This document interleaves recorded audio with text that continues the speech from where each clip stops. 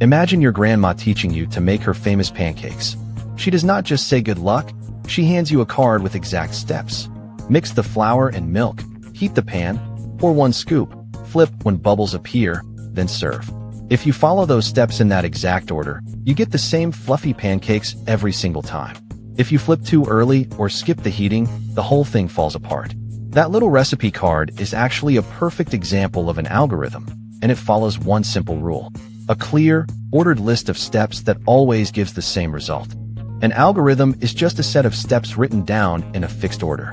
Like the recipe, each step is small, clear, and does one thing. The order matters, because heating the pan must come before pouring the batter. If you follow the same steps with the same inputs, you always get the same output. That is what makes an algorithm reliable, just like grandma's pancakes. We write our recipe as a list of steps in the exact order they happen. We make a tiny machine called a function that follows the steps. Inside, we walk through each step one at a time in order. For every step we simply do it, here by printing it out. We run our algorithm by handing the recipe to the function. The output always shows the same 5 steps in the same order. An algorithm is just a clear, ordered list of steps that always produces the same result. Restated simply, same steps in, same dish out. You have already followed dozens of them today.